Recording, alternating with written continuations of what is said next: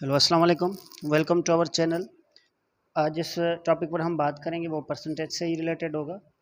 आज हम बात करने वाले हैं कि परसेंटेज इंक्रीज़ और परसेंटेज डिक्रीज़ क्या होता है, और उसके अलावा उसके साथ साथ हम आज डिस्कस करेंगे प्रॉफिट परसेंटेज में कितना कैसे फाइंड करते हैं, लॉस जो है वो परसेंटेज में किस तरह से फाइंड करते हैं। ठीक है।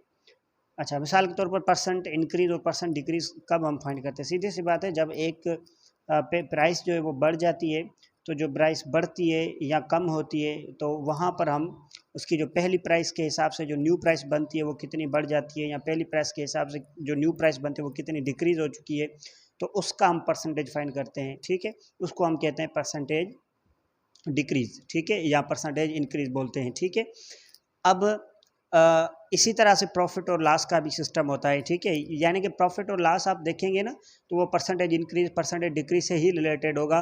बाकी उनके जो वर्ड है या उनकी जो ऐसा समझे कि वोकेबलरी है वो थोड़ा डिफरेंट है, वरना वो चीज़ जो कॉन्सेप्ट जो वो सेम ही है। मिसाल के तौर पर एक चीज़ है, हम परसेंटेज इंक्रीज परसेंटेज डिक्रीज किस तरह से फाइंड करते हैं। मिसाल के तौर पर ऑयल की प्राइसेज हैं।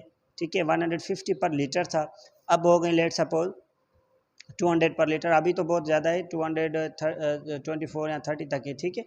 अब 150 उसकी ऑयल की प्राइसेस थी पेट्रोल की। ठीक है, अब कितनी हो गई? 200 रुपीज़ पर लीटर हो गई। तो सीधी सी बात है, इसमें क्या आया है? इंक्रीमेंट आई है। ठीक है। अब इंक्रीमेंट कितनी आई है? सीधी सी बात है, इसमें 50 रुपीज़ इंक्रीमेंट आई है। अब आप अपने माइंड में उसको सॉल्व कर रहे होते हैं कि किस तरह से इंक्रीमेंट आई है, मगर हम मैथमेटिक्स में आपको पता नहीं होता है कभी कभी। ठीक है। असल में वही चीज़ आप कर रहे हैं, वही चीज़ जो है कर रहे हैं जो सही है, और वो ठीक ही कर रहे हैं, मगर आप उसको एक क्या होता है, मैथमेटिक्स की जो लैंग्वेज होती है, उसका जो वे होता है ना, उस हिसाब से आप नहीं कर रहे होते हैं चीज़ों को। ठीक है। बहरहाल कोई बात नहीं है। अब हमें पता चला कि भाई इंक्रीमेंट इसमें कितनी है, वो 50 रुपीज़ है। अच्छा, उससे पहले ये मैं आपको बताऊं कि ये 150 रुपीज़ है, ये उसकी क्या है? ओल्ड प्राइस कह लें या ओल्ड वैल्यू कह लें। O for old, V for value. ठीक है। अब ये उसकी क्या बनी भाई? न्यू प्राइस बनी। ठीक है, ये उसकी क्या बनी? न्यू प्राइस बनी है। ये चीज़ ध्यान में रखनी है। अच्छा, अगर आप ओल्ड प्राइस को ओरिजिनल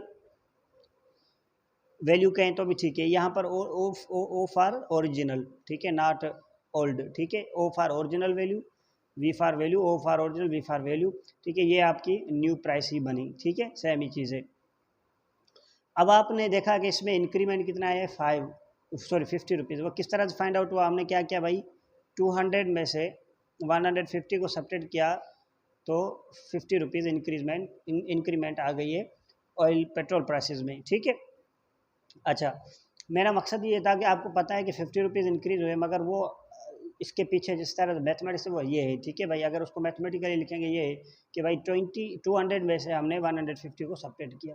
अब 200 क्या थी? न्यू प्राइस थी। तो इसका मकसद आपने न्यू प्राइस में से ओल्ड वैल्यू को या न्यू वैल्यू को ओल्ड वैल्यू से सब्ट्रैक्ट किया। अब यहाँ पर न्यू प्राइस की जगह पर वैल्यू भी लिख सकते हैं। ठीक है, यहाँ पर वैल्यू लिखेंगे तो फार्मूले में तो वो और अच्छा होगा, क्योंकि कभी कभी प्राइस नहीं होते, कुछ और चीज़ भी आ जाती है। ठीक है, इंक्रीज और डिक्रीज होती रहती हैं। तो यहाँ पर मैं वी लिख लेता हूँ, न्यू वैल्यू। ठीक है। अब न्यू वैल्यू में से आपने ओल्ड वैल्यू को सब्ट्रैक्ट किया, तो आपके पास कितने आए?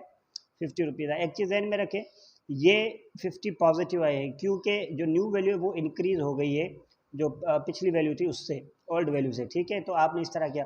मगर आपको जब डिक्रीज फाइंड करना होगा, ये क्या फाइंड किया आपने? इंक्रीज, कितनी इंक्रीज हुई है। ठीक है। अब अगर आप डिक्रीज फाइंड कर देंगे, तो क्या आप डिक्रीज के लिए क्या करेंगे? ओल्ड वैल्यू पहले लिखेंगे, माइनस करेंगे न्यू वैल्यू, क्योंकि ओल्ड वैल्यू जो पुरानी वैल्यू थी उसकी वो ज़्यादा थी, और जो न्यू वैल्यू बनी है वो कम होगी। जब वो कम होगी तो उसमें से बड़ी में से सब्ट्रैक्ट होंगी, तो आपके पास रिज़ल्ट क्या आएगी? रिज़ल्ट फिर भी पॉजिटिव आ जाएगी। ठीक है, इस तरह से ये रिज़ल्ट क्या आएगी? फिर पॉजिटिव आ जाएगी। और ये क्या होगा हमारा? डिक्रीज़ को फाइंड करने के लिए होगा। ठीक है, यानी कि जब आप डिक्रीज़ फाइंड करेंगे तो ओल्ड वैल्यू में से न्यू वैल्यू को सब्ट्रैक्ट करेंगे। ठीक है, क्यों करेंगे वो मैं अभी बता दिया। अच्छा, अब हमें ये तो फाइंड आउट हो गया भाई, ये जो है ना 50 रुपीज़ क्या हुआ? इंक्रीज हुई है ना। ठीक है। अगर डिक्रीज होती तो क्या होता? मिसाल के तौर पर पहले 200 रुपीज़ थी ओल्ड वैल्यू, अब उस चीज़ में वो डिक्रीज होकर 150 हो गई है, तो आपने ओल्ड वैल्यू क्योंकि बड़ी थी और न्यू वैल्यू जो क्योंकि छोटी है उससे वो सपरेट करेंगे, तो कितना बनता है? 50 रुपीज़ जो है वो क्या हो गया भाई? डिक्रीज हुआ। ठीक है, ये चीज़ आप जहन में रखें। मगर हम यहाँ पर ये बात नहीं करने वाले हैं सिंपल से, हम यहाँ पर ये भी बात करेंगे कि भाई ये जो इंक्रीज़ हुई है या डिक्रीज़ हुई है, कितना परसेंट इंक्रीज़ हुई है या कितना परसेंट डिक्रीज़ हुई है, हमें इनका परसेंटेज फाइंड करना है। ठीक है, तो परसेंट इंक्रीज़ का आप फार्मूला और परसेंट डिक्रीज़ का फार्मूला आप लिख लें। ठीक है, यहाँ पर परसेंट इंक्रीज़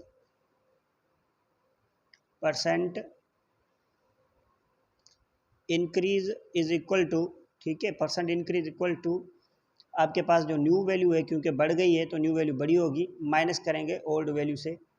ठीक है, डिवाइडेड बाय उसकी जो पुरानी ओल्ड वैल्यू थी उसके साथ डिवाइड करेंगे, क्योंकि हम इसको परसेंटेज में कन्वर्ट करेंगे तो 100 से मल्टीप्लाई कर देंगे।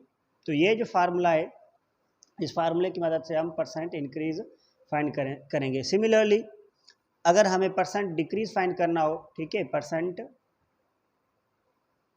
डिक्रीज फाइंड करना है, ठीक है, तो उस पर हम फार्मूले इसको उल्टा कर देंगे, ओल्ड वैल्यू पहले रखेंगे और न्यू वैल्यू बाद में रखेंगे, क्योंकि ओल्ड वैल्यू उनकी पुरानी जो वैल्यू बड़ी होगी, न्यू जो होगी वो कम हो गई होगी, तभी तो डिक्रीज हुआ है, तो वो उससे सब्ट्रैक्ट करेंगे ताकि पॉजिटिव रिजल्ट आ जाए। ठीक है, और ओल्ड वैल्यू ही से डिवाइड करना है, जहन में रखें दोनों में ओल्ड वैल्यू से डिवाइड करना है, जो उसकी ओरिजिनल वैल्यू थी उसी से डिवाइड करना है। ऐसा ना करें कि यहाँ पर न्यू वैल्यू बाद में आ गया, सब्ट्रैक्ट हो रहे थे, यहाँ पर न्यू वैल्यू लगा लें, ये गलत हो जाएगा फिर। ठीक है, मल्टीप्लाई 100 से कर रहे हैं, इसकी वजह ये है कि भाई उसको परसेंटेज में कन्वर्ट करना है।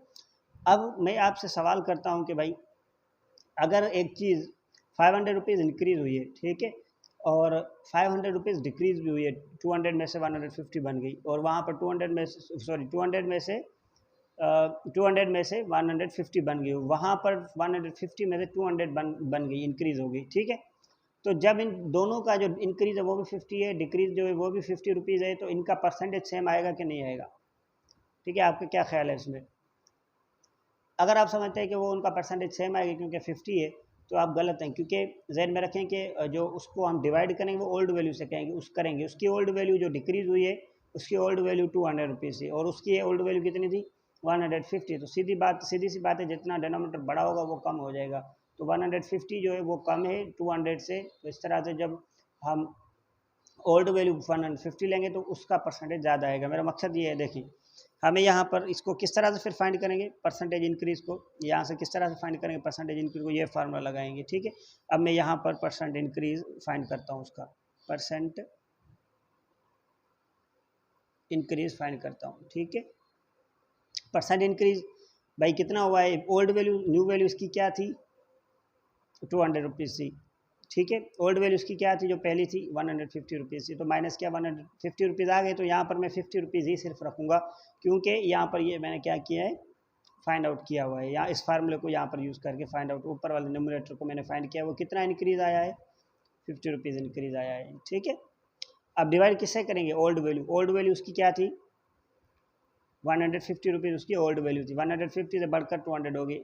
अब क्या करेंगे 100 से मल्टीप्लाई करेंगे ताकि जो रिजल्ट है हमारे वो क्या आ जाए, परसेंटेज में आ जाए। तो इसको इसके साथ डिवाइड कर दें और 5 की टेबल 3 टाइम्स यहाँ पर लगेगी, और ऊपर 10 को 10 से मल्टीप्लाई करेंगे तो 100 बनता है डिवाइडेड बाय 3। ठीक है, 100 डिवाइडेड बाय 3। अब इसको डिवाइड करेंगे 100 को 3 के साथ 33.3333 इस तरह से चलता जाएगा, तो हमारा कितना परसेंटेज इंक्रीज़ हुआ 33.33% इंक्रीज़ हुआ।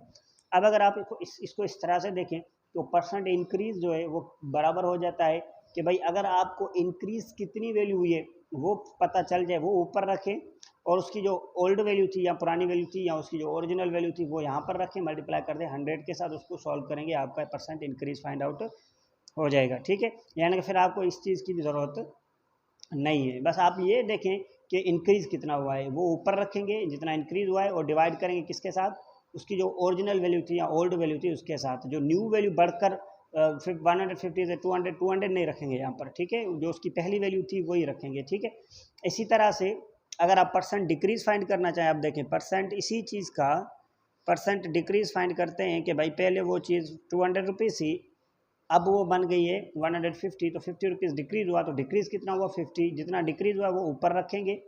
ठीक है, नीचे क्या रखेंगे उसकी ओल्ड वैल्यू, अब इसकी ओल्ड वैल्यू 150 नहीं थी, इसकी ओल्ड वैल्यू पहली वैल्यू उसकी 200 थी, उससे डिक्रीज़ होकर 150 बना है, तो यहाँ पर आप 200 रखेंगे, इसको 100 से मल्टीप्लाई कर देंगे। अब बताएंगे ये सेम आएगा, बिल्कुल भी नहीं, यहाँ पर 150 था, यहाँ पर 200 है, डिनोमिनेटर बढ़ गया है तो ये कम हो जाएगा, बाकी जो चीज़ें सेम है। ठीक है, इनको आप इस तरह से डिवाइड कर दें। ठीक है, 5 टेबल लगेगी, अब इसको 5 को 5 से मल्टीप्लाई करेंगे 25 बनता है, तो जो डिक्रीज हुई है वो 25% डिक्रीज हुई है, जो इंक्रीज हुई है वो 33.3% इंक्रीज हुई है। ठीक है, इस तरह से आप क्या करेंगे, इंक्रीज और डिक्रीज फाइंड करते हैं।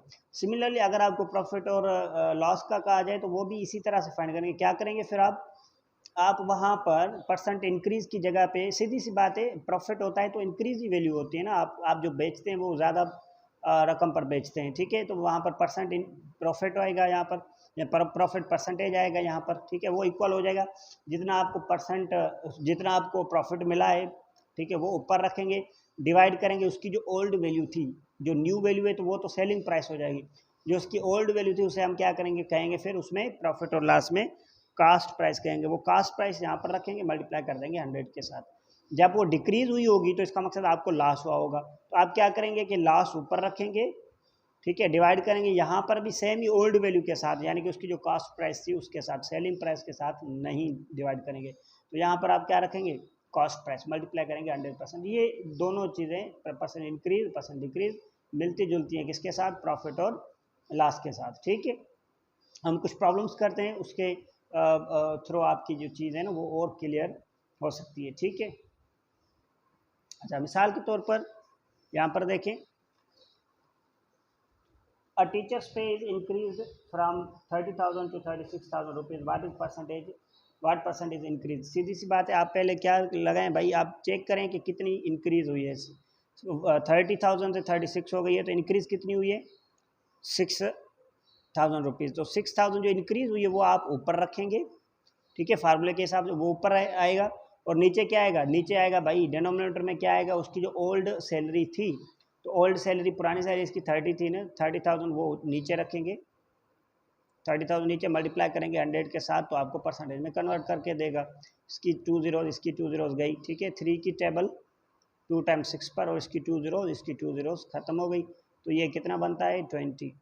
तो उनकी जो सैलरी इंक्रीज हुई है वो कितनी हुई है भाई, 20% इंक्रीज हुई है। तो आप इस तरह से उसको फाइंड आउट करेंगे। ठीक है, इसी तरह से अगर यहाँ पर प्रॉफिट से उसकी बात होती है कि भाई एक शख्स है, वो एक चीज़ जो ख़रीदी थी उसने वो 30,000 पर, और जो बेची थी 36,000 पर, तो सीधी सी बात है उसको प्रॉफिट कितना आएगा, 6,000। तो प्रॉफिट आप ऊपर रखेंगे, और जो उसकी ओल्ड वैल्यू थी, यानी कि जितने भी उसने ख़रीद की थी, जो उसकी कॉस्ट प्राइस थी, वो आप नीचे रखेंगे और 100 से मल्टीप्लाई करेंगे, वो भी 20% आएगा।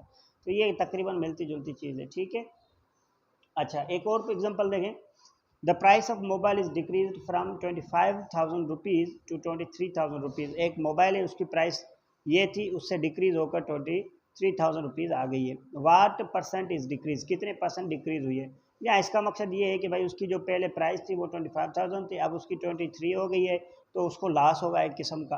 ठीक है, तो यहाँ पर डिक्रीज का मकसद है लॉस। इस तरह से भी आप फाइंड आउट कर सकते हैं, मगर हम डिक्रीज का ही फार्मूला लगाएंगे। भाई आप किस तरह से फाइंड करेंगे, परसेंट डिक्रीज किस तरह से फाइंड करेंगे, परसेंट डिक्रीज किस तरह से फाइंड करेंगे, कितना डिक्रीज हुआ है, आप देखें कि कितना डिक्रीज, 25 से लेकर 23 हो गया है, तो 2,000 रुपीज़ क्या हुआ है, डिक्रीज हुआ है। ठीक है, वो जो डिक्रीज हुआ है वैल्यू वो ऊपर रखेंगे, डिवाइड करेंगे उसकी जो ओरिजिनल वैल्यू थी, पहले जो वैल्यू थी, जो ओल्ड वैल्यू थी वो 25,000 थी, ये नहीं थी, ये तो अब बनी है। ठीक है, तो वो इसके साथ डिवाइड करेंगे, 100 के साथ इसको मल्टीप्लाई कर देंगे, तो इसकी 2 जीरो इसमें ख़त्म, 1 जीरो इसमें ख़त्म हो गई। ठीक है, अब आप क्या करें, इसको 25 की टेबल आप 200 पर लगाएं तो कितनी मरतबा लगती है, मेरे ख्याल से 8 मरतबा। ठीक है, 8 टाइम्स होगी, क्योंकि 4 टाइम्स 100 बनता है तो 8 टाइम्स 200 बनेगा। तो इनकी जो डिक्रीज़ हुई है चीज़, कितने परसेंटेज डिक्रीज़ हुई है, 8% डिक्रीज। इस तरह से हम डिक्रीज परसेंटेज और डिक्रीज इंक्रीज परसेंटेज फाइंड करते हैं, या प्रॉफिट और लॉस परसेंटेज फाइंड करते हैं। ठीक है, अब आते हैं एक और प्रॉब्लम जो है उनकी उसकी तरफ, ताकि और चीज़ें जो है वो क्लियर होती चली जाएँ। ठीक है, अब इसको किस तरह से सॉल्व करेंगे आप भाई, यहाँ पर क्या लिखा हुआ है, टीवी, ठीक है, एक टीवी है, बाट इन 25,000 रुपीज़, उसको हमने 25,000 रुपीज़ से ख़रीदा, एंड सॉल्ड इन 28,000 रुपीज़, उसको हमने 28,000 रुपीज़ में बेचा। Find profit percentage, profit percent find करें। तो आप क्या करेंगे भाई, प्रॉफिट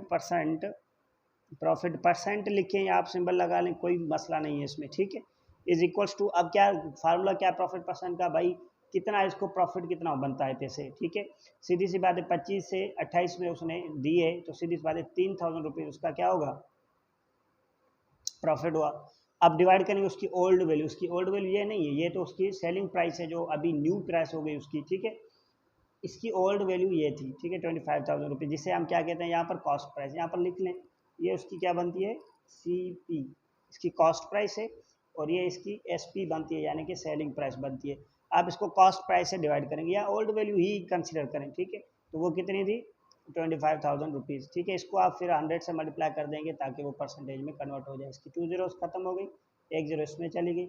अब कितना बनता है, 300 डिवाइडेड बाई 25। अब इसकी जो टेबल कितनी मरतबा लगेगी, 5 टाइम्स, ठीक है, 6 टाइम्स, और इसको टेबल लगा लें तो 12 टाइम्स, ठीक है। तो इसका कितना बनता है, 12%।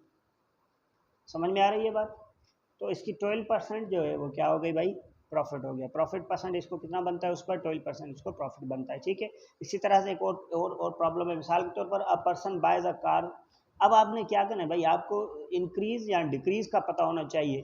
पहली बात तो ये है, क्योंकि ऊपर वो इंक्रीज या डिक्रीज रखेंगे, डिवाइड करेंगे उसके उसके ओल्ड प्राइस उसके साथ। अगर प्रॉफिट और लॉस है तो आपको पता होना चाहिए कितना लॉस हुआ है या कितना प्रॉफिट हुआ है। ये चीज़ आपको जहन में रखनी है, वो आपको पता होनी चाहिए, ठीक है।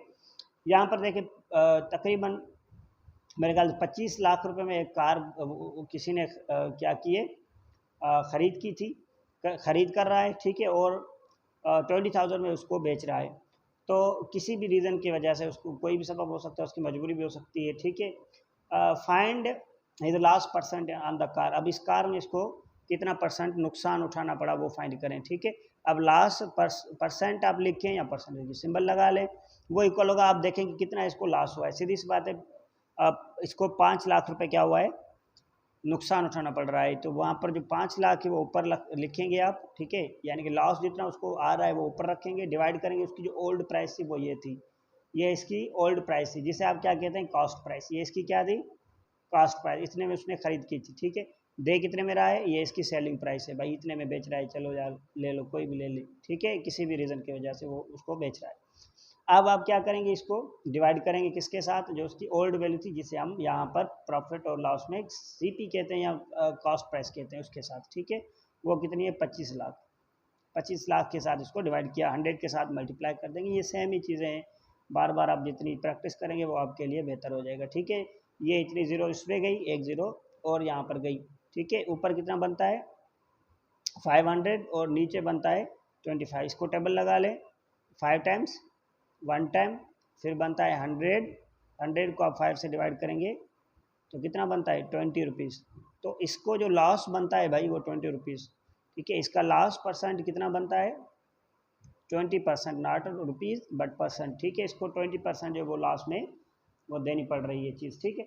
अब इन एग्जांपल में हमने क्या किया, हमने ये सीखा, देखा कि भाई हम किस तरह से loss increase percent, decrease percent, loss percent और प्रॉफिट परसेंट फाइंड करते हैं। मगर ये तब फाइंड आउट हो सकता है जब हमें उनकी सेलिंग, वो क्या कहते हैं कि हमें ये पता हो कि भाई इंक्रीज कितनी हुई है या डिक्रीज कितनी हुई है वो ऊपर रखेंगे, या लॉस कितना हुआ है वो ऊपर रखेंगे, या वो प्रॉफिट कितना हुआ है वो न्यूमरेटर में रखेंगे। अगर ये चीज़ नहीं पता है तो फिर वो मुश्किल हो जाएगा। ये हमें पहले फाइंड आउट करनी है, ठीक है। कोई भी प्रॉब्लम आ जाए आपने ये पहले देखनी है कि भाई उसकी क्या कहते हैं कि प्रॉफिट कितना है या लॉस कितना है, या इंक्रीज कितनी हुई या डिक्रीज कितनी हुई है। इस प्रॉब्लम में देखें, a shopkeeper buys 2 dozens of eggs for ₹10 पर एक एग उसको 10 रुपये में मिलता है, और वो 2 डजन जो है वो खरीद करता है। And from which 4 eggs are broken, उसमें से 4 जो एग्स है वो टूट गए उसके, ठीक है। एंड ही सेल्स 15 पर एग, अब जो बचते हैं उसमें से जो बचे हैं बाकी, ठीक है, उसमें से वो 15 रुपये पर एग दे रहा है। फाइंड परसेंट प्रॉफिट या आर लॉस, ठीक है। उसको फ़ायदा पहुंचा है तो वो फाइंड करे कितना परसेंट फ़ायदा हुआ है, अगर लॉस हुआ है तो कितने परसेंट उसको लॉस हुआ है वो फाइंड करना है, ठीक है। यहाँ पर एक चीज़ देखें कि हमें ये पता नहीं है कि कितने में उसने ख़रीदा, एक चीज़ ये, और कितने में इसने बेचा, ये चीज़ पता नहीं है। तो ये जब पता नहीं होगी तो हमें क्या पता नहीं पड़ेगा, फिर हमें पता नहीं पड़ेगा कि इसको लॉस कितना हुआ या फ़ायदा कितना हुआ। ये जो डिसाइड करना है ना वो फिर मुश्किल हो जाता है, ठीक है। अब हम इसको किस तरह से सॉल्व करेंगे भाई, ये थोड़ी बहुत आपको प्रॉब्लम्स आने चाहिए कि भाई 2 डज़न उसने ख़रीद किए थे, एक एक पर 10 रुपया, तो सीधी सी बात है 1 डज़न पर 12 बनते हैं, ठीक है। अब हम 12 कंसिडर करते हैं, एक डज़न में चीज़ें 12 कंसिडर करते हैं, ठीक है। 12 से क्या करेंगे आप, 12 है 1 डज़न, तो 2 के कितने होंगे, ठीक है, 2 डजन्स पर कितने एक्स बनते हैं भाई? 1 पर 12 होते हैं तो 2 से मल्टीप्लाई कर दें तो कितना आ जाएगा? 24 एक्स हैं उसमें टोटल, ठीक है। जब उसमें टोटल 24 एक्स हैं, एक कितने में दे रहा है? एक कितने में लिया था? 10 रुपये में। तो सीधी सी बात है 24 पर कितना बनेगा? तो इसकी जो कॉस्ट प्राइस आएगी, कॉस्ट प्राइस जो उसने खरीदा है वो आएगी 24 इंटू 10, ठीक है। जब आप इसको 10 से मल्टीप्लाई करेंगे तो सारे जो 24 एक्स है उनकी कीमत आ जाएगी, उनकी जो प्राइस बनती है वो आ जाएगी, ठीक है। 240 बनती है भाई, ये इनकी क्या हो गई? कॉस्ट प्राइस कितनी हुई? 240, ठीक है। अब उसके जो उसमें से 4 एक्स जो वो टूट गए, 4 एक्स टूट गए, यानी कि टोटल उसके एक्स कितने बन रहे थे? 24 बन रहे थे ना भाई, 2 डजन के 24 एक्स थे, उसमें से 4 गए इसके, ठीक है, 4 इसके ख़राब हो गए। अब कितने बनते? 20। तो अब जो इसके रिमेनिंग एक्स है वो कितने? 20 है भाई, वो कितने? 20 है। अब एक को 20 एक्स उसके पास है, एक कितने में बेच रहा है? 15 रुपीज़। आप अगर इसकी वो प्राइस फाइंड करना चाहते हैं, यानी कि इसकी जो सेलिंग प्राइस है वो कितने में बेचेगा टोटल, ठीक है, उसको कितना आएगा? तो वो होता है 20 एक्स उसके बाकी हैं, 15 एक्स पर एक की कीमत है, उसकी प्राइस है उसकी। आप इसको मल्टीप्लाई करेंगे तो कितने बनते हैं? 300 रुपीज़ बनते हैं भाई। 300 रुपीज़ इसकी सेलिंग प्राइस है, तो ये बेचेगा तो इसको कितने में पड़ेंगे? 300 रुपीज़ पड़ेंगे। तो अब बताएं इसको लॉस है या प्रॉफिट है? सीधी सी बात है, उसने लिया 240 में था, अब दिया कितने में? 300 में, तो इसको फ़ायदा है, प्रॉफिट है। अब वही प्रॉफिट परसेंटेज में फाइंड करना है। तो प्रॉफिट परसेंट किस तरह से फाइंड करते हैं? प्रॉफिट परसेंट किस तरह से फाइंड करते हैं? प्रॉफिट परसेंट फाइंड करते हैं, ऊपर प्रॉफिट रखेंगे, प्रॉफिट कितना बनता है? 240, ठीक है, और 300 के बीच में 60 रुपीज़, ठीक है। 60 रुपीज़ इसको क्या क्या पड़ा? उसको प्रॉफिट बनता है, ठीक है। अब आप डिवाइड करेंगे उसकी जो ओल्ड प्राइस थी, यानी कि कॉस्ट प्राइस थी, इसकी कॉस्ट प्राइस कितनी है? 240, और उसके साथ आप इसको 100 से मल्टीप्लाई कर देंगे। इसकी ज़ीरो इसमें ख़त्म हो गई, ठीक है। इसकी 6 की टेबल 4 टाइम्स, ठीक है, 4 टाइम्स लगती है। तो आप क्या करेंगे? इस 10 को, सॉरी 100 को, यहाँ पर 100 बनता है, एक एक यहाँ से ज़ीरो होगा, यहाँ पर 100 बनता है, उसको 4 से क्या करेंगे? डिवाइड करेंगे, ठीक है। अब जब 100 को 4 से डिवाइड करेंगे तो कितना आएगा? मेरे ख्याल से 25 आएगा, ठीक है। इसको 25 जो है यहाँ पर देखें 2 times, okay, and then we have 2 here 5 times, ठीक है। 25% इसको क्या बना भाई? प्रॉफिट बना। प्रॉफिट परसेंटेज इसको कितना बनता है? 25% इसको प्रॉफिट परसेंटेज बनता है। समझ में आ रही है बात? अच्छा, एक और प्रॉब्लम है, वहाँ पर देखते हैं। A man bought some books at rate of 200 rupees for each, ठीक है।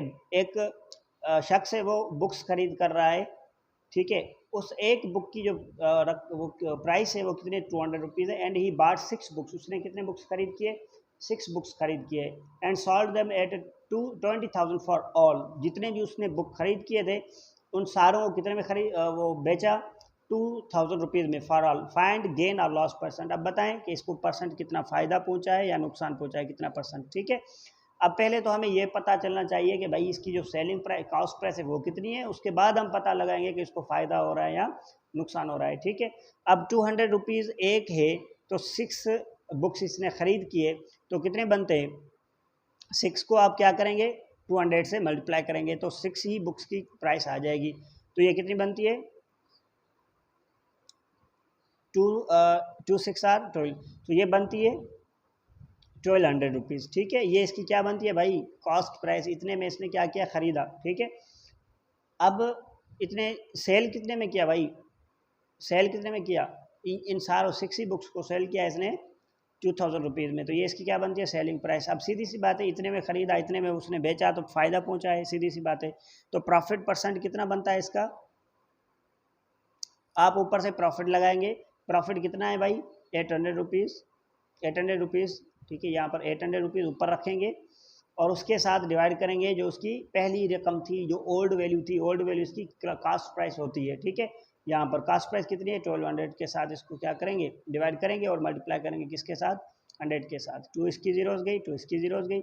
अब यहाँ पर आप 4 की टेबल लगाए, 3 टाइम्स और 2 टाइम्स, ठीक है। ऊपर कितने बनते हैं? 200 डिवाइड करेंगे 3 के साथ, ठीक है। यहाँ पर जब इसको 3 के साथ डिवाइड करेंगे 1 टाइम 6 टाइम, फिर 2 इधर जाएगा, फिर 6 टाइम, फिर 6 6 6 इस तरह से चलेगा। तो यहाँ पर 66.66% इसको क्या मिला है भाई, प्रॉफिट मिला। ये बहुत ही बड़ा प्रॉफिट हो गया इसके लिए, ठीक है। ये इसका प्रॉफिट बना भाई, ठीक है। 66.66% इसको क्या बनता है भाई, उसको प्रॉफिट बनता है, ठीक है। समझ में आ रही है बात। इस तरह से आप प्रॉफिट परसेंट और लॉस फाइंड करते हैं। एक और लॉस प्रॉब्लम है इस वीडियो की, उसके बाद हम इस वीडियो को एंड करते हैं, ठीक है। अब नंबर 7 पर देखें, a shopkeeper bought some pens at the rate of 10 for RS 80। अब एक शॉपकीपर है, उसने 10 पेन्स खरीद किए, मगर उसको कितने देने पड़े हैं, 80 रुपये देने पड़े हैं, ठीक है। उसने 80 रुपीज़ दे दिए हैं भाई, उसमें 80 रुपीज़ उसने दिए, उसको कितनी पेन्स मिली है, 10 पेन्स मिली है। And sold them at 8 for at rate, यहाँ पर मैंने लिखना था, ठीक है, एट 8 फॉर 96। अब उसने क्या किया है भाई, 8 जो पेन्स है उसमें से जो इसने ख़रीद किए हैं उसमें से 8 पेन्स इसने 96 रुपीज़ में बेच दिए। अब क्या करना है, फाइंड इज गेन और लॉस परसेंट, इसका गेन या लॉस परसेंट फाइंड करें। पहली बात तो हमें पता है कि इसने खरीदा कितने में 80 में, ठीक है। कितनी पेन्स, 10 पेन्स, और उसने बेची कितने में, 8 पेन्स, कितने में, 96 में। तो यहाँ पर जो परसेंटेज है प्रॉफिट और लॉस का, वो किस तरह से फाइंड होगा, वो होगा एक पेन के ऊपर, ठीक है भाई। एक पेन के हिसाब से हम फाइंड करेंगे कि इसने जो है ना एक पेन कितने में बेचे, फिर उस हिसाब से हम प्रॉफिट और लॉस फाइंड करेंगे, ठीक है। यहाँ पर इसको इस तरह से क्यों नहीं फाइंड कर सकते, इसका इस तरह से नहीं करेंगे भाई, 96 में से 80 काटे भाई, फिर बनता है 16 इसको प्रॉफिट बना, नहीं भाई, वो 16 से ज़्यादा बनेगा। इसका रीज़न ये है कि ये 8 पेन इसने 96 में बेची है, 10 नहीं बेची है, ठीक है। तो अगर वो 10 ही बेचेगा तो कितना बनेगा, वो आप अंदाज़ा लगाकर फिर आप इसको परसेंटेज में वो उसका प्रॉफिट फाइंड करके फिर परसेंटेज प्रॉफिट फाइंड कर सकते हैं, इस तरह से नहीं डायरेक्ट, ठीक है। या आप इसको ये जो 10 पेन्स इसने इतने में खरीदिए, बताएं कि इसने 8 पेन्स कितने में खरीद की होंगी। अगर वो 8 मिल जाए, पता चल जाए, तो फिर ये भी 8 इतने में बेची और ख़रीदी 8 उतने में, तो वहाँ पर भी आप प्रॉफिट और लॉस फाइंड कर सकते हैं। तो इस तरह से आप प्रॉफिट और परसेंटेज और लॉस परसेंटेज भी फाइंड कर सकते हैं, ठीक है। अब पहले हम कहेंगे कि भाई अगर 8 पेन्स हैं, ठीक है, उनकी प्राइस कितनी बनती है, टोटल 80 है। तो भाई एक पेन की प्राइस क्या होगी, 1 पेन की कीमत क्या होगी, 1 पेन की प्राइस क्या होगी, सीधी सी बात है 8 रुपीज़, ठीक है। 8 रुपीज़ उसकी एक पेन की कीमत बनती है, ठीक है। अब हम आपकी मर्जी है कि भाई आप यहाँ पर ये करें कि भाई अगर एक पेन की 8 है तो 8 पेन की कितनी बनेगी, फिर उस हिसाब से आप परसेंटेज यहाँ से, क्योंकि 8 पेन इसने इतने में वो बेची है, तो उस हिसाब से आप फाइंड आउट कर सकते हैं। या आप क्या करें, एक पेन के ऊपर जो है ना, क्या करें, आप परसेंटेज फाइंड करें, जिस तरह से आपको समझ में आ जाए। तो मैं एक पेन के ऊपर करूँगा, वो जो प्रॉब्लम है या ऐसा समझें कि जो उसका जो रिज़ल्ट है वो सेम ही आएगा, ठीक है। अब ये इसकी क्या हो गई भाई, कॉस्ट प्राइस, क्या हो गई, कॉस्ट प्राइस, जिसे हम क्या कह रहे हैं, CP, कितने में उसने एक पेन खरीदी, ठीक है। अब बेची कितने में, 8 को 96 में, 8 पेन्स RS 96 में दे रहा है, तो एक पेन कितने में दे रहा है, इसका मकसद है एक पेन, 1 पेन की कीमत कितनी बनती है भाई, अगर 8 पेन 96 में दे रहा है तो एक पेन कितने में दे रहा है, 12 रुपीज़ पर, ठीक है। कितने पे, 12 रुपीज़ पर। ये इसकी क्या हो गई भाई, सेलिंग प्राइस हो गई। अब एक पेन उसने खरीदी 8 रुपये में, दे कितने में रहा है, 12 रुपीज़ में दे रहा है। तो इससे मैं परसेंटेज प्रॉफिट फाइंड आउट कर सकता हूँ कि भाई इसका जो परसेंटेज प्रॉफिट है, या प्रॉफिट परसेंट लिख लें, आपकी मर्जी है, ठीक है। वो क्या क्या आता है भाई, कितना उसको फ़ायदा पहुंच रहा है या कितना उसको फ़ायदा हो रहा है, ठीक है। 12 में से 8 को सेपरेट करें, कितना बनता है, 4। प्रॉफिट एक पेन पर 4 रुपीज़ उसने रखा है, ठीक है। अब डिवाइड करेंगे उसकी जो ओल्ड प्राइस है या कॉस्ट प्राइस कितनी है, कॉस्ट प्राइस कितनी है भाई, 8 को आप डिवाइड करें और उसके साथ 100 के साथ उसको मल्टीप्लाई करें परसेंटेज में कन्वर्ट करने के लिए। तो ये 2 टाइम्स 1 टाइम्स 4 पर, 2 टाइम्स 8 पर, यहाँ पर इसकी टेबल 5 टाइम्स लगेगी। तो कितने परसेंट प्रॉफिट ले रहा है, 50% भाई, 50% उस पर प्रॉफिट ले रहा है। सीधी सी बात है, 8 रुपये में खरीदी है और 12 रुपये में बेच रहा है, तो 400 उसको प्रॉफिट, 4 रुपीज़ प्रॉफिट हो रहा है तो 4 जो है इसका 8 का क्या बनता है, हाफ बनता है, तो उसका हाफ परसेंटेज यानी कि 50% जो है उसको प्रॉफिट में बेच रहा है। तो इस तरह से आप प्रॉफिट परसेंटेज और प्रॉफिट लास्ट परसेंटेज वो क्या है फाइंड करते हैं, या इंक्रीज परसेंटेज या डिक्रीज परसेंटेज फाइंड आउट करते हैं। ठीक है, मैं यहाँ पर फिर लिखता हूँ अगर आपको लास्ट में रिव्यू के लिए कि भाई अगर आप परसेंट, ठीक है, इंक्रीज फाइंड करते हैं तो उसका फार्मूला क्या है, उसका फार्मूला है कि भाई यहाँ पर इंक्रीज कितनी हुई है चीज़, वो वैल्यू यहाँ पर रखेंगे, इंक्रीज वैल्यू रखेंगे कितनी हुई है, ठीक है, डिवाइड करेंगे किसके साथ, उसकी जो ओल्ड वैल्यू थी उसके साथ, और 100 से मल्टीप्लाई कर देंगे। ठीक है, समझ में आ रही है बात।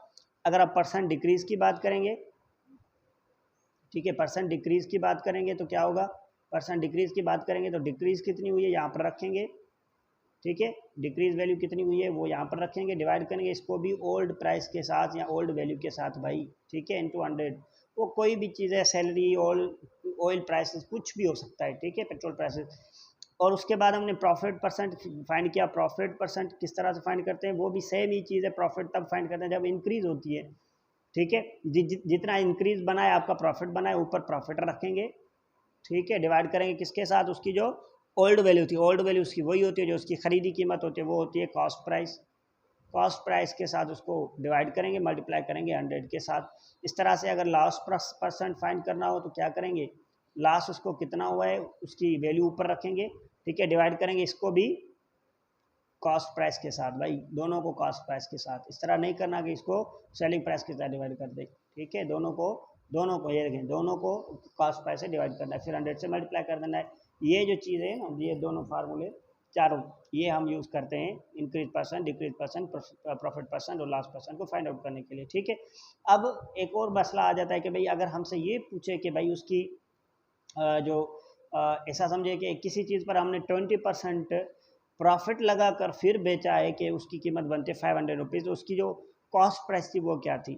ठीक है, तो वो किस तरह से फाइंड आउट करेंगे, या इस तरह से कहा जाए कि भाई एक चीज़ है उस पर हमने 15% इंक्रीज लगाई है और वो बनता है जाकर लेट सपोज 300 रुपीज़, तो बताएं कि उसकी जो ओल्ड प्राइस थी वो क्या थी। तो इस तरह के प्रॉब्लम्स को फाइंड करने के लिए हम एक और फार्मूला आपको बताएंगे जो हम अगली वीडियो में कवर करेंगे उस पर, कि इस तरह के क्वेश्चन आ जाए तो उसको हम किस तरह से सॉल्व कर सकते हैं। ठीक है, इंशाल्लाह आपको अगली वीडियो में ये बताएंगे और हम आपसे इंशाल्लाह अगली वीडियो में मुलाकात करते हैं।